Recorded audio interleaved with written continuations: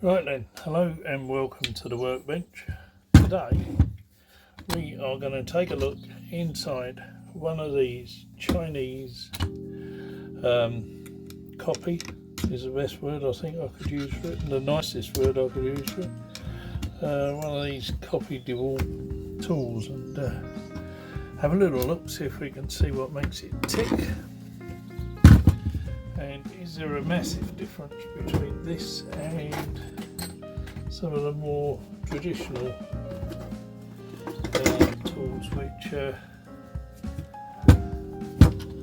don't bear somebody else's name like this one does? So first things first, we need to remove this this chuck unit, which we will do if we can prise this little circlip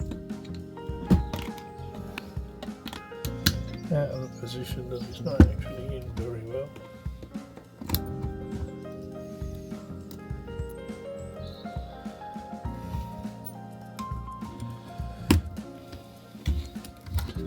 First move,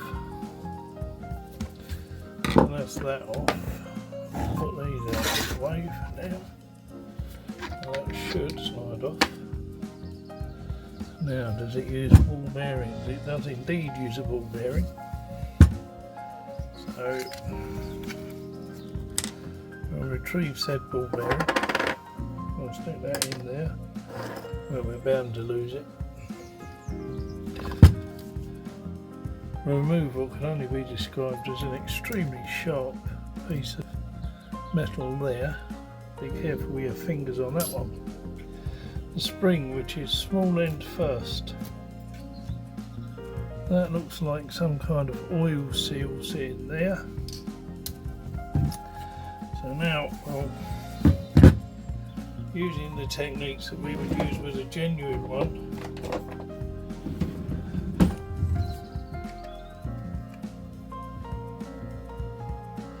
we'll see if this comes apart in the same way.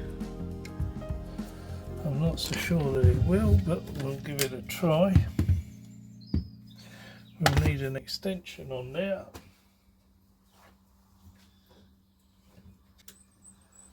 Which we have handy here.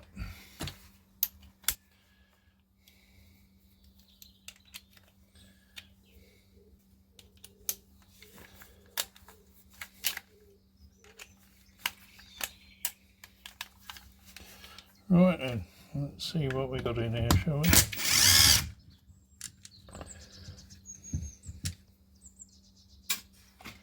I use a little magnetic tray, keep all my bits in. Theory being that I won't lose them quite so easily, although the chances are I probably will. That one didn't sound as tight as the others.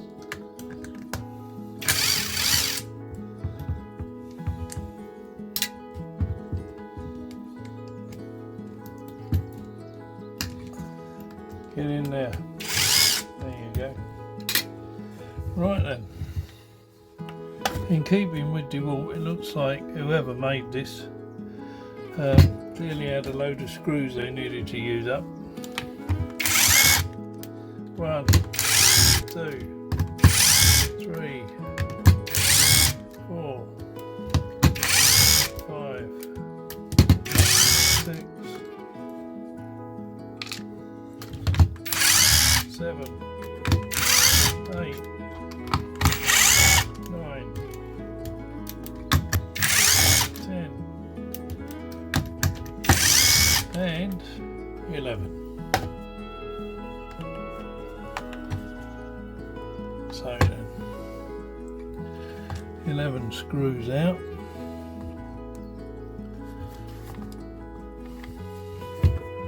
Let's see what we've got. Oh, we forgot one. 12.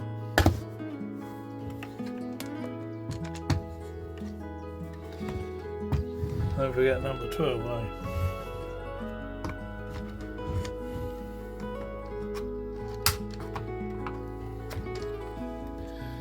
Okay, so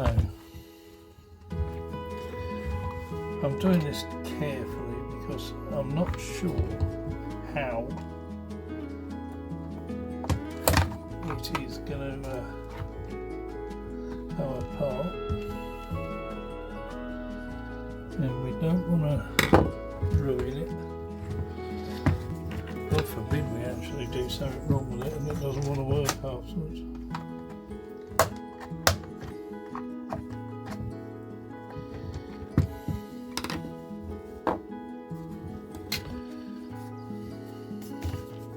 Just need to check this. Yeah, they are loose.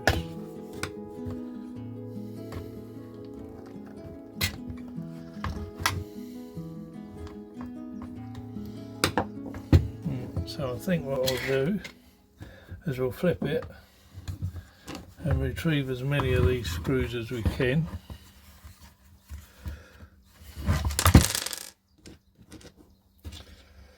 Two, 3, 4, 5, 6.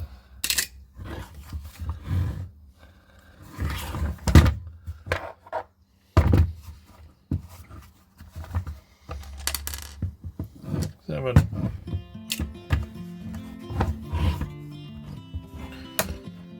Okay.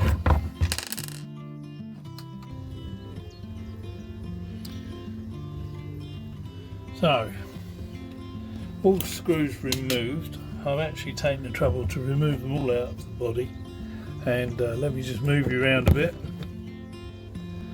Move them all out of the body, and we have popped them all in here so that in theory we know where they are. Now, with all the screws out, again the book says just lift off the cover. Yeah, so, oh well, what do you know, ready for this, the big reveal. There we have the insides of your Chinese DeWalt, yeah, 272, 273 is it? Well, they claim it is. They say it is a 273, DCH 273. So we have a kind of control board there. It's potted, so it doesn't look too bad. We have our LED down there, which has become dislodged, and the little lens has popped out, so we'll just pop that back in again. He says, easier said than done. Well, I'm in there, I'll put that in there. There's our light reinstalled. So I'm wondering how that lifts out of there. Motor doesn't look too bad. It's definitely a brushless. It's alright. There doesn't look to be any kind of shock absorption going on with the connector there. So the battery's going to rattle around a bit. That will lift out of there, I can see. And there are 4 screws, Phillips or crosshead screws, on the front of the gearbox holding that lot together. Interestingly, let's see. Yeah, that comes out as one lump. The switch unit so it looks like an unbranded switch, and pretty much that's it. So it doesn't look as if this part of the mechanism is going to be massively serviceable.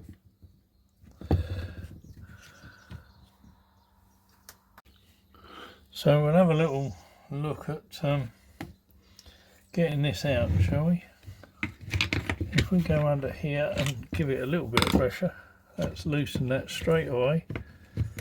Up we come, up and out.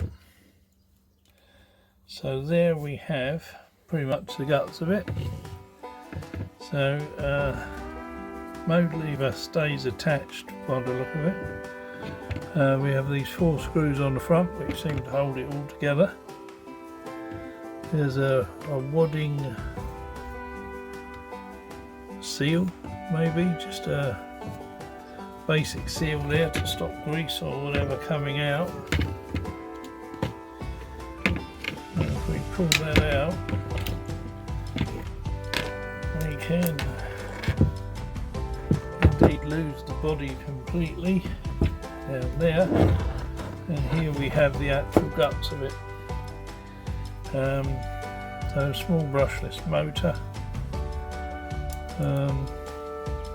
Doesn't look to be anything special. Let's see if we can loosen that off.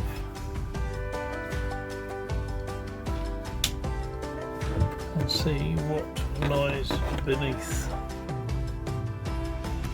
I'm sure you're as intrigued as I am. Well, that wasn't tight. What was that?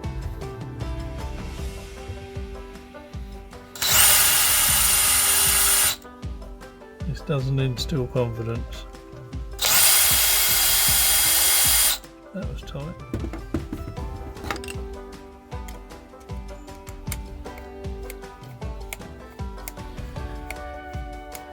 You're waiting for a ton of springs to fly out of here, aren't you? Because I know I am.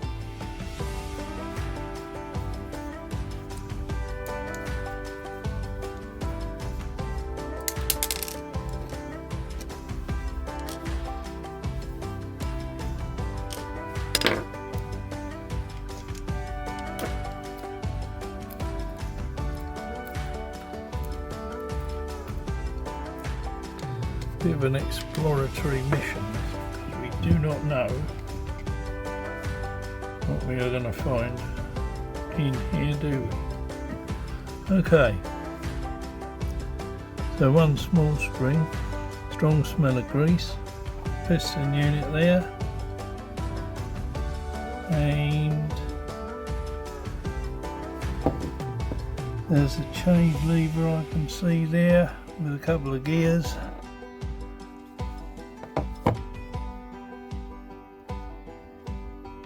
That's connected by a crank unit and a little conrod. So nice oil seal around the outside there, no sign of any leakage. So if we slide that back on there, I mean, it isn't dire.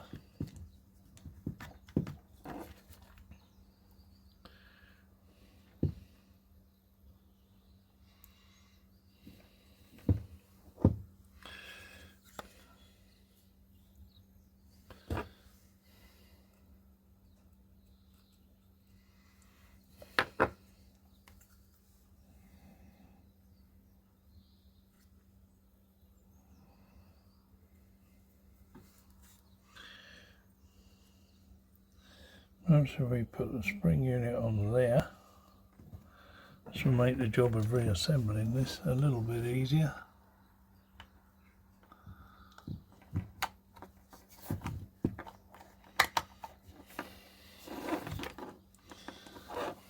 Well, that was surprisingly easy. I thought it was going to be a lot harder than that. So we have 2 long, 2 short. Okay, which is which? So the long ones go at the back, or the top.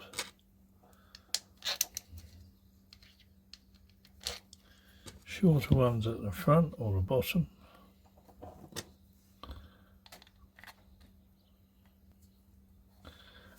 We'll just try and nip those up so that it stays in one piece.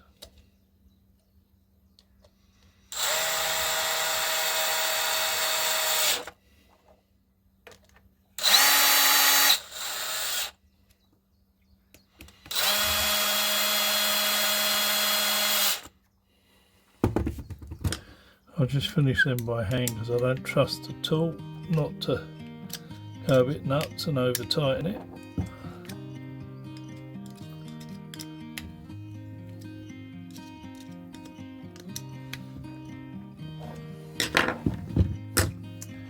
Okay, well,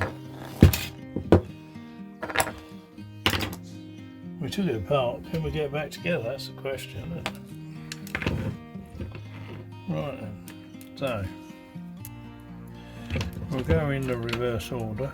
Switch, battery, controller,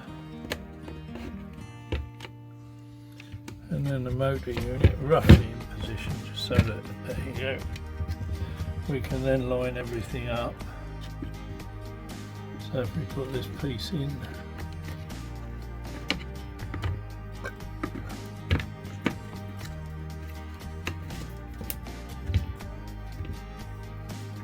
and then we'll pop our light unit in,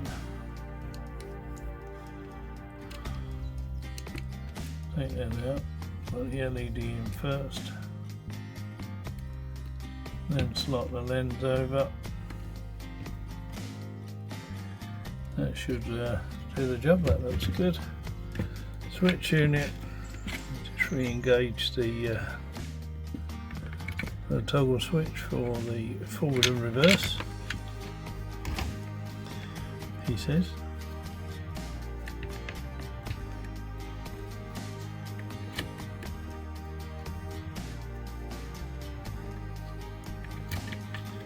Right way round always makes things easier. Point to remember that.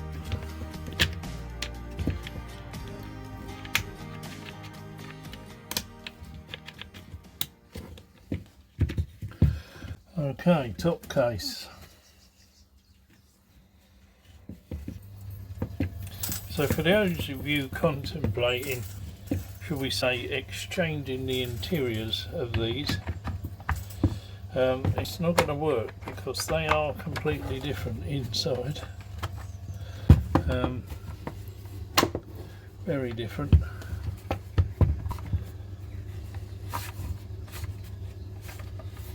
We'll just make sure that that case does actually pull together correctly, which it does. And now the 42 million screws which hold it all together. 1, 2, anybody remember how many it was? Put them in the comments down there. How many we're going to have left over? Take a guess, win a prize. Put it in the comments down there. While we're on the subject of clicking things, don't forget to like and subscribe so that you get to know any new videos which pop up, taking tools which cost next to nothing apart to see whether or not they actually compare with the real thing. So come and own up which ones of you are actually counting these so that you know whether I've got them all. Right then, so we'll clicker these down. We'll take that extension piece off of there just to do this. I trust this little tool, I've had it forever and it works a treat. So, ready? Here we go. 1, 2, 3, 4, 5, 6, 7, 8, 9, 10, 11, 12. Now then, hands up who thought there was only 12. You didn't count the one that we forgot and we had to take out in order to get it apart, did you? You forgot that one. We also have 4 in here. I don't know why, to be honest. I think they're just there to look good and to make it look like a name brand that it isn't, shall we say, because These really serve no purpose. The two halves of the shell are held together by the 2 million screws that we've just put in, so no real need for these to do anything.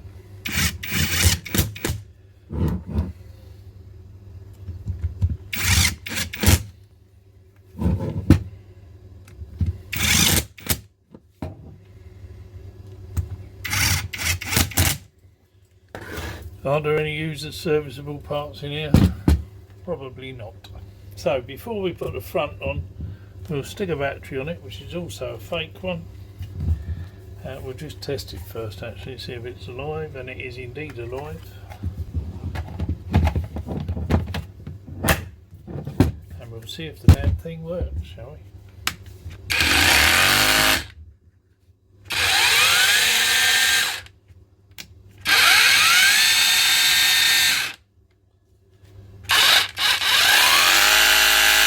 It works.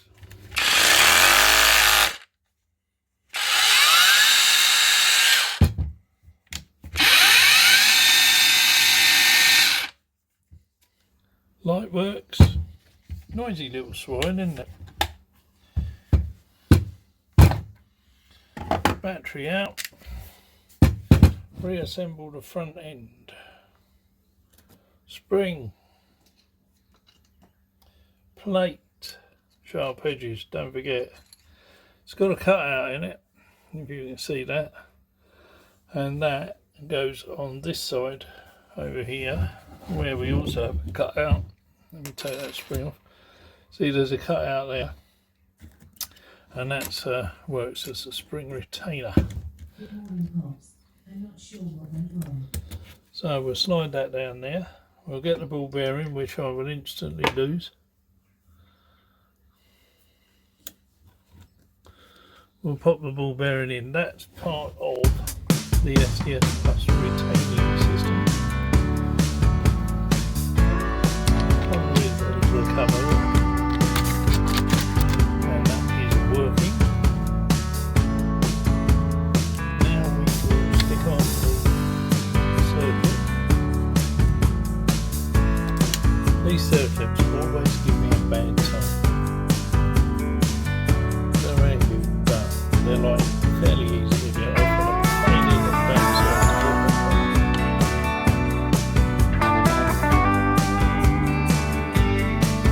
They seem to have a mind of their own. Let's slide around.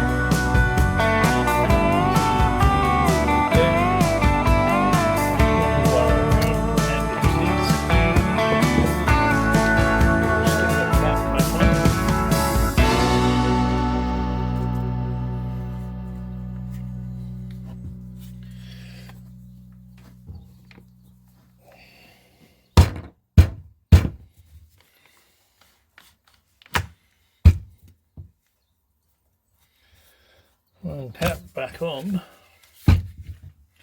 we'll put the handle and guide back on.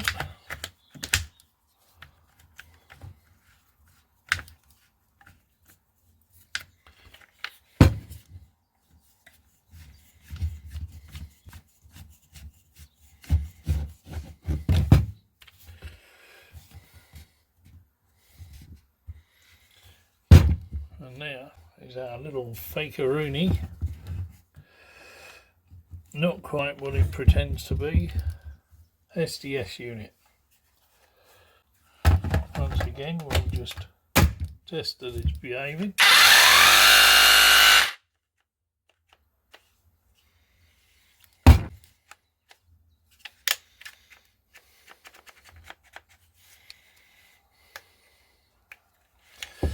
I think our battery gave up.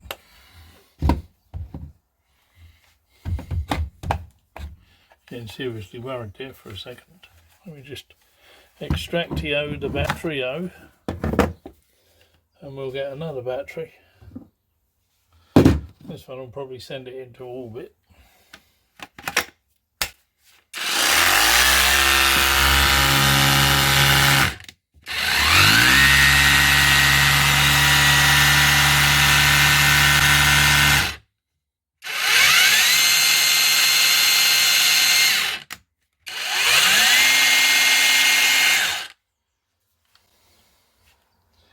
There you go.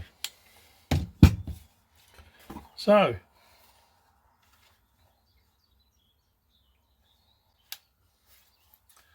I reckon that battery is not up to driving this, because it does show now, look at that, it says it's back to life. So what we'll do is we'll test that battery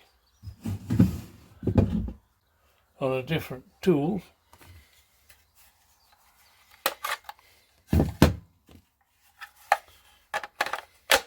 See if it drives it and then dies.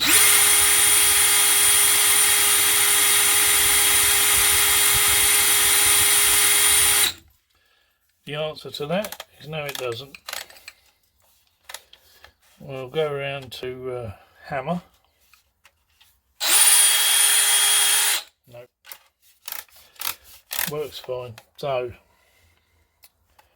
I'll leave that on there. This is exactly the same type of battery. I've built a load of these.